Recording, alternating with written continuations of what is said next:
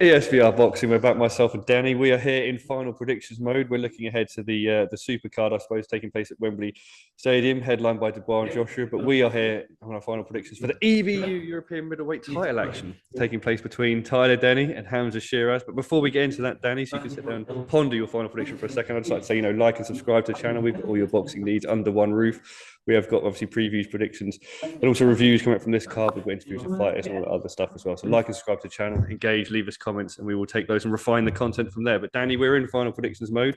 As mentioned, Sheeraz versus Denny. Not too much to be said really about both fighters, I suppose. They're both well known. Tyler Denny being the champion over the 19-2 record. Hamzah Sheeraz, this guy, a prospect who's been known around for some time now. The potential future champion of a middleweight, 20-0 record with 16 KOs. Danny is the champion. Let's get straight into your prediction here. Danny, how do you see this fight playing out? Who wins this, Danny, and how and why? We'll go straight into it. Love us. No foreplay. I would say you've got to make Hamzah Sheeraz a fairly clear favourite here. Two fighters in a very good vein of form. Obviously, a career best win, but for Tyler Denny last time out against Felix Cass, and you would say probably a career best win for Hamzah Sheeraz against Ammo Williams. I do think Hamzah Sheeraz will win. I don't think it will be necessarily the sort of demolition job that I'm seeing many people predicting. I think there's going to be a big height difference here, very big height difference. I've seen Tyler Denny 5'10". I would say he probably is 5'9", 5'10", and Hamzah Sheeraz is a huge middleweight, 6'3", 6'4", which I think might make it actually a bit more difficult for Sheeraz to catch Denny clean.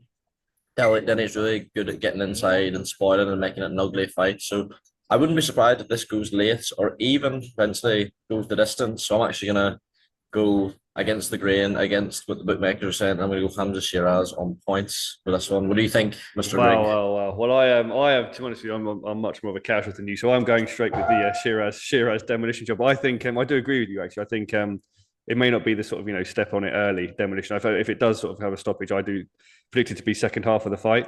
But again, like you said, you alluded to there perfectly that Sheeraz is a massive middleweight. Denny, obviously, there will be obviously conceding a lot in height. But then equally, you look at Denny's record, one KO stoppage on there as well. So, he's not necessarily, he could come, he could spoil. What I'd ask you, I suppose, actually, in relation to that then is, do you see any way that actually Tyler Denny, were it to go the distance, or not to be stopped in the fashion that a lot of people are predicting, well, including myself? Do you think there's any way that he could actually outpoint Sheeraz, or do you seriously even think that it's unlikely, even if he makes the distance, they'll be able to sort of win on points? It's a big ask, without a doubt. I do, even though I'm not against Sheeraz to stop him, he will probably hurt him enough to keep Denny honest.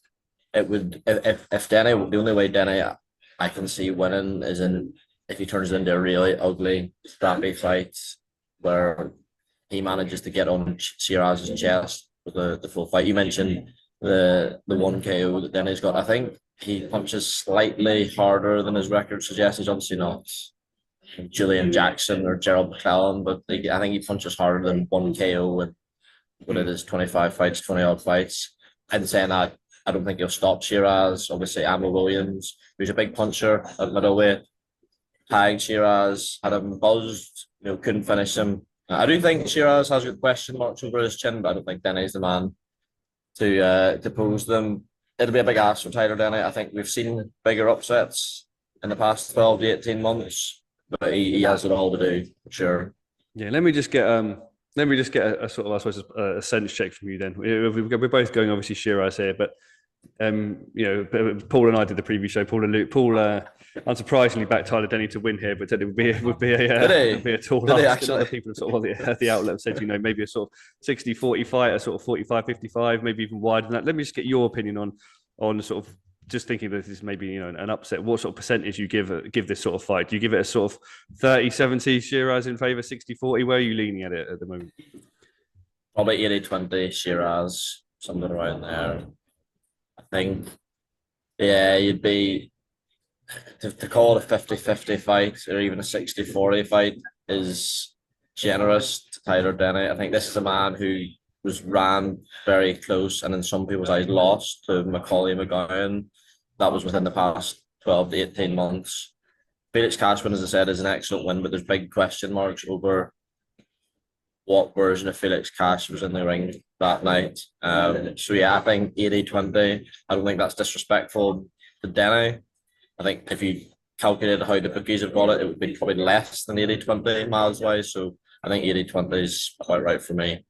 Yeah, no, I agree. Let's just pick up on him. We'll leave the last word with. We've both obviously gone with Sheeraz. We'll give the last word to Hamzah Sheeraz again here, really, and talk a bit about the middleweight division. Is he here after this? Do you think?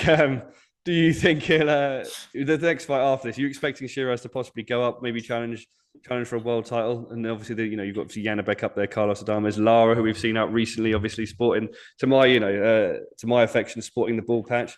Commendably on the global stage. Do you think Sheeraz can sort of step up to that level? Do you expect him to step up to that level next? And can he sort of become a world champion up at middleweight? Do you think, of the way this sort of climate currently looks?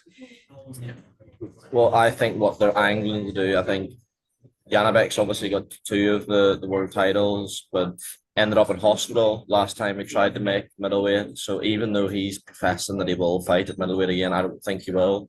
And those belts will come vacant. And I think what they're angling to do is Hamzah Sheeraz versus Denzel Bentley for the WBO.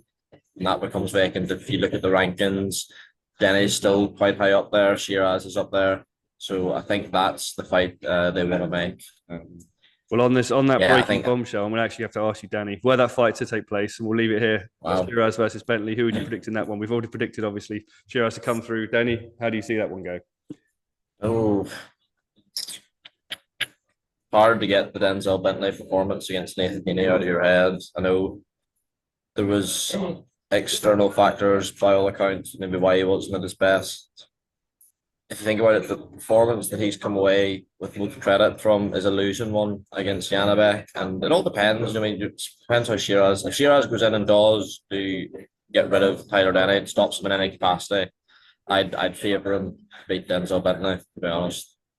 No, thank you very much, Danny, for your time, guys. So we have to leave it there on the final predictions show this time. Obviously, we've both gone Sheeraz, but let us know in the comments whether you agree with, well, whether you see, the Danny's Sheeraz points or the Sheeraz KO, where you necessarily see Hamzah Sheeraz going after this, and whether he can compete up a middleweight, and then maybe even, comment on where you see Tyler Denny going after this fight as well. Danny, thank you very much for your time, guys. Like and subscribe to the channel as mentioned at the front end, and again, as always, thank you very much.